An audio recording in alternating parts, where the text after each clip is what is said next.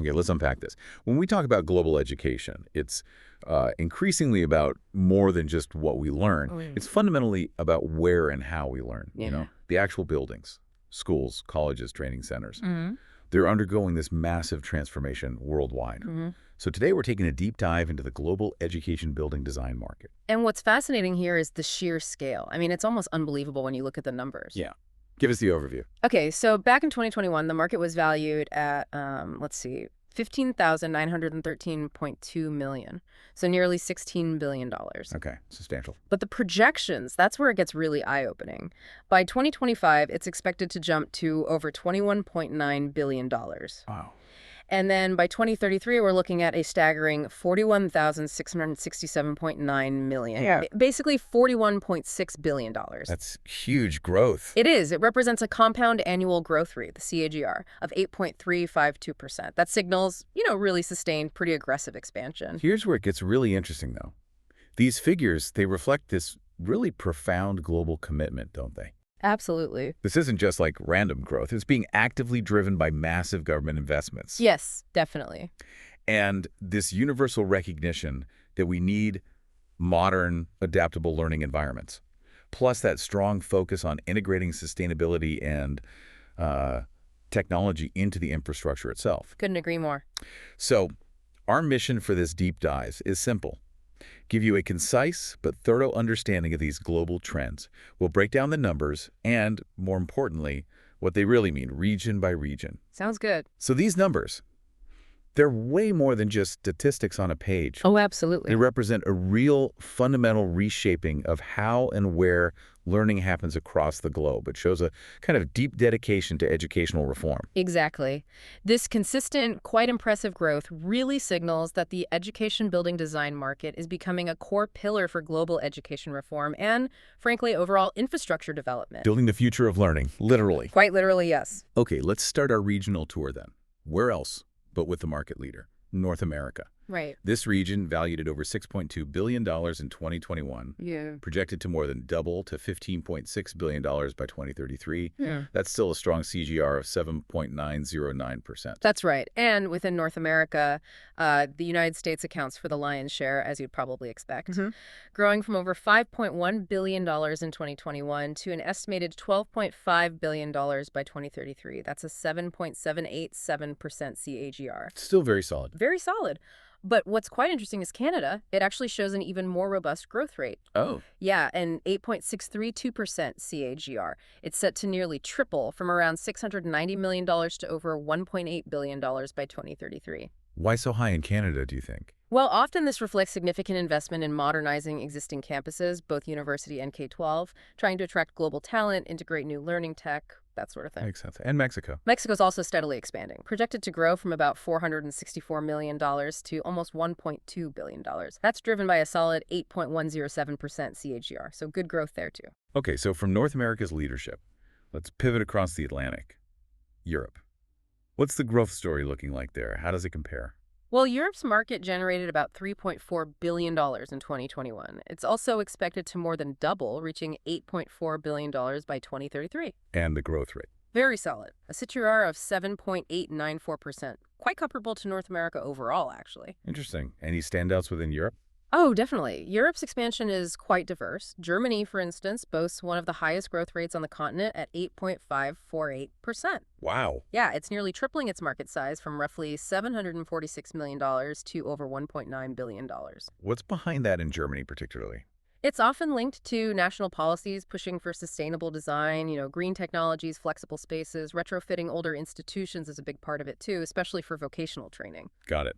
What about the UK? The UK also shows robust growth, projected to exceed $1.3 billion by 2033, up from $513 million in 2021. That's an 8.219% CAGR. Also strong. Very strong. And then you have other significant contributors. France is on track for over $1 billion. Italy nearing $721 million by 2033. Spain, almost $700 million. Quite widespread growth then. It is, and Sweden is particularly notable too. It's projected to more than double its market to over $527 million. Often points to a focus on sort of innovative learning environments there. And are there any areas with slower growth Well, in contrast, countries like Russia and Luxembourg show slower growth. Still positive, mind you, but slower. Russia reaching maybe $385 million. Luxembourg around $90 million by 2033. Which might just reflect different investment priorities or maybe economic conditions. Exactly. Different factors at play in those specific areas. Okay. So North America leads in size. Europe is solid and diverse. But if we're looking for the most aggressive growth, maybe the most dynamic change, where should we look?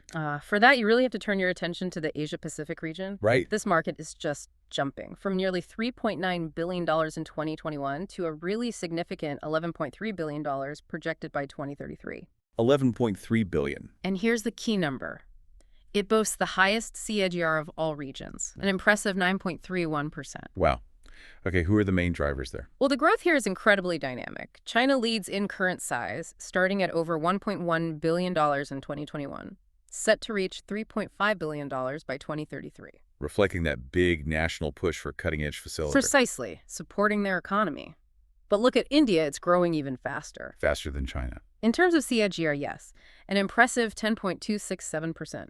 Moving from just under $500 million to nearly $1.6 billion. What's fueling that rapid growth in India? It's often about leapfrog investments, skipping older models and going straight to smart classrooms, digital infrastructure, especially in rapidly urbanizing areas, addressing the sheer scale of need. Makes sense.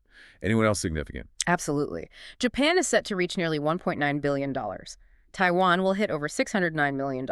And Singapore is projected to more than triple its market to over $447 million. Tripling. Impressive. It is. And Southeast Asia as a whole is a hotspot, too, reaching over $921 million with its own impressive CPR of 9.896%. So Asia-Pacific is really booming. It really is. And, if we connect this to the bigger picture, this kind of accelerated growth, this dynamism, it truly projects Asia-Pacific's potential as a major education design and innovation hub on the global stage. It's not just catching up, it's setting trends. Okay, fascinating. Now, beyond these sort of established and rapidly expanding markets, we're also seeing impressive emerging growth elsewhere, right? South America, the Middle East, Africa. Yes, absolutely. Let's take South America. Its market grows from about $970 million in 2021 to over $2.6 billion by 2033. That's an 8.66% CAGR. Very strong growth rate. Who leads there? Brazil leads that charge. It's projected to top $1 billion by 2033. But Argentina is also expanding significantly from around $178 million to over $510 million. Quite a jump for Argentina. It is. And then countries like Colombia, Peru, and Chile are each crossing the $200 million mark. A lot of this growth in South America is really about addressing historical infrastructure gaps, expanding access, especially in growing cities. Right. And the Middle East, you mentioned strong demand there, too. Yes, strong demand. Their market is increasing from around $811 million in 2021 to over $2.1 billion by 2033. That's an 8.54% CAGR. Also very robust. Key countries. Leading the way are Saudi Arabia, projected at almost $580 million, the UAE at over $400 million, and Turkey at over $421 million.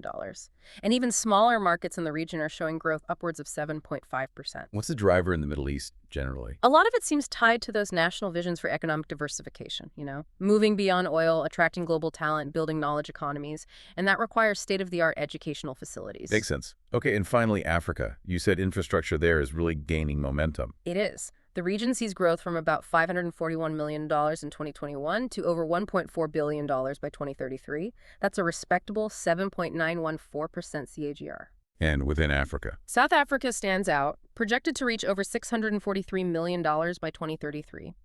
But Nigeria and the rest of Africa category combined are set to exceed $798 million. So significant investment happening across the continent. So looking at all these regions, North America, Europe, Asia-Pacific leading the charge, but also strong growth in South America, the Middle East, Africa.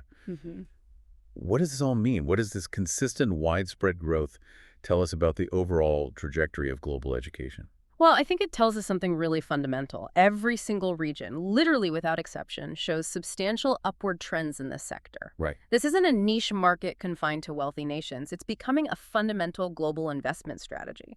This consistent growth solidifies the education building design market's role as a foundational pillar for global education reform and comprehensive infrastructure development. It's seen as critical everywhere. Exactly. The sheer amount of capital being poured into this globally indicates this collective understanding that the physical spaces of learning, they are absolutely critical to the future of our societies. So the core takeaway for you listening is pretty clear. Yeah. We are witnessing a truly remarkable and importantly widespread global surge in the education building design market.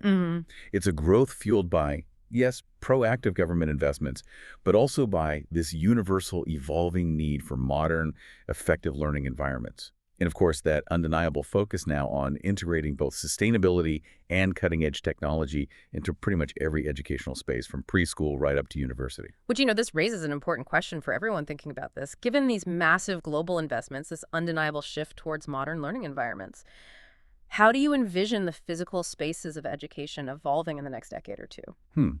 Seriously consider how these changing designs, how they might fundamentally alter the learning experience itself. What does learning feel like in these future spaces? That's a great thought to end on. Thank you for joining us on this deep dive.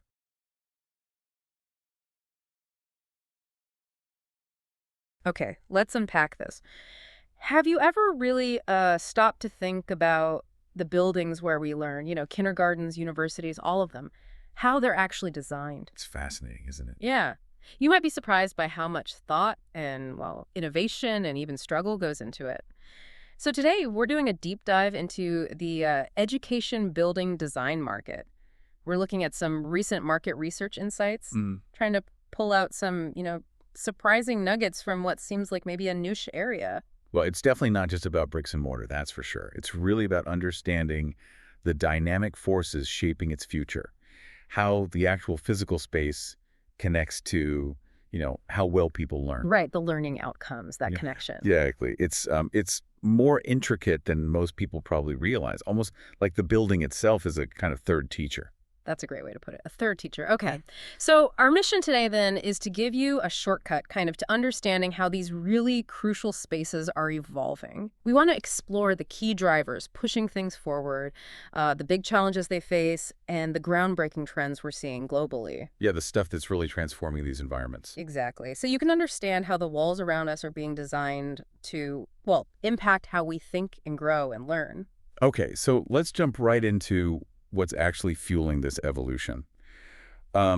Investment in educational infrastructure sounds pretty straightforward, right? It does, but it's more nuanced now. Yeah, what's maybe astonishing is where that money is going now. Yeah. Beyond just, simple upgrades. Precisely. We are seeing a global surge in investment, definitely. But it's not just about building more classrooms anymore.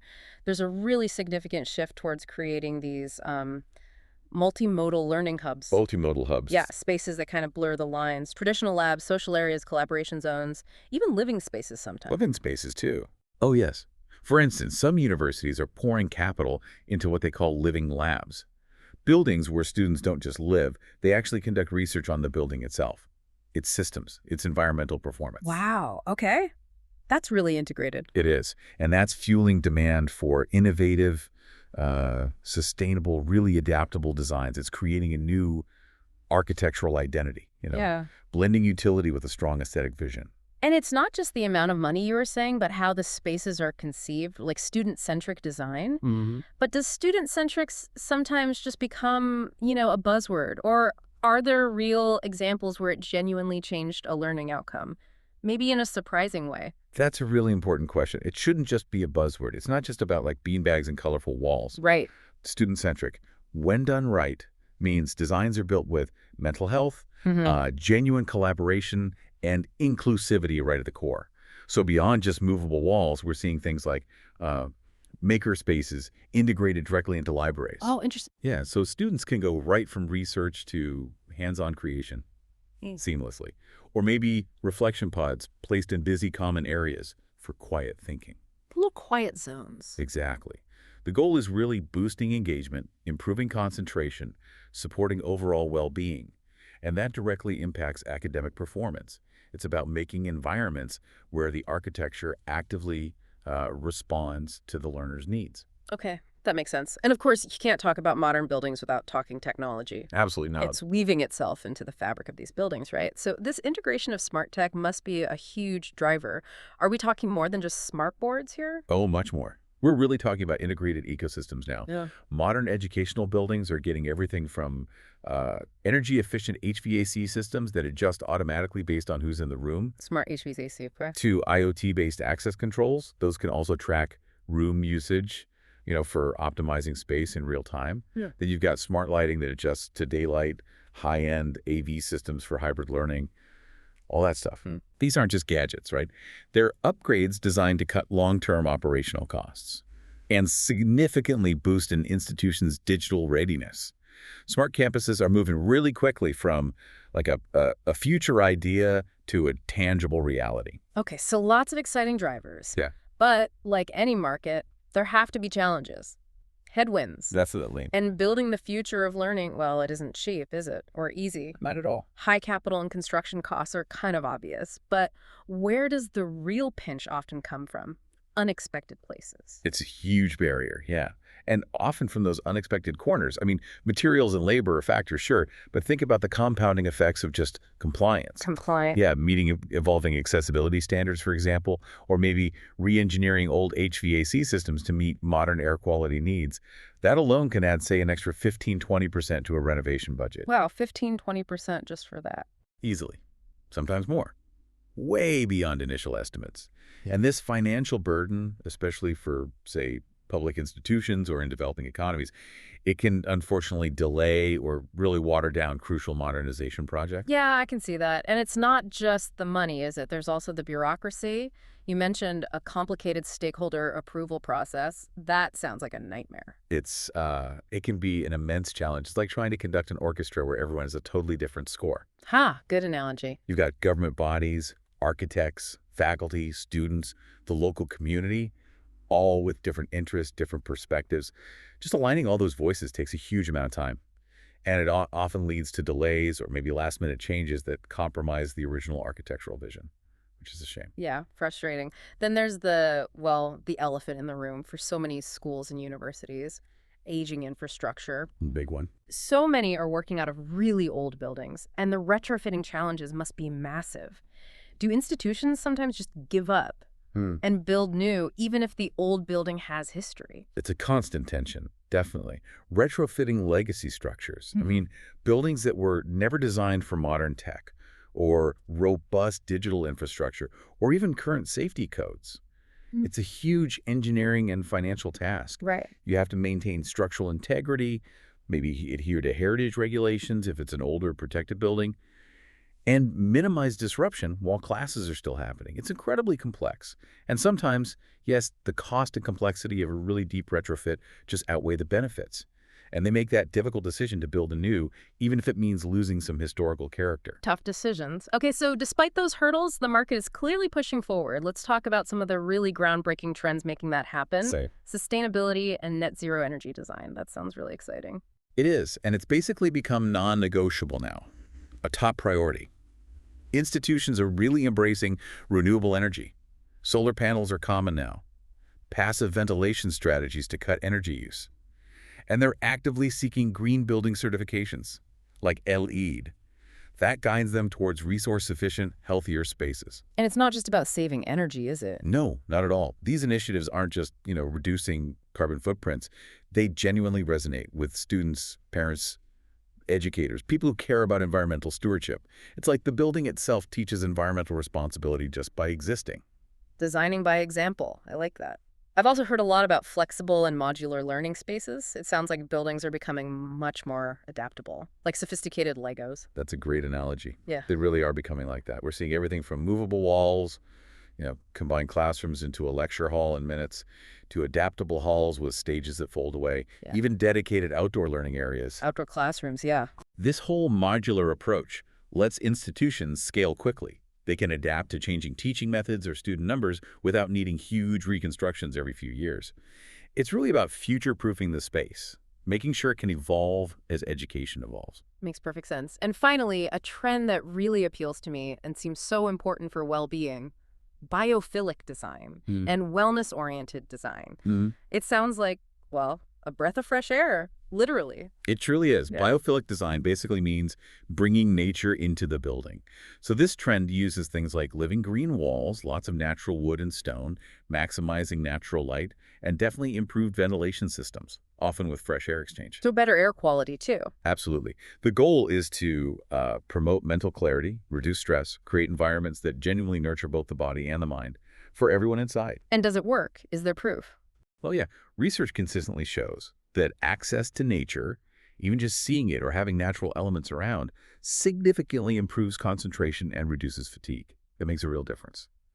So, summing it all up, the education building design market is definitely on a transformative journey, no question.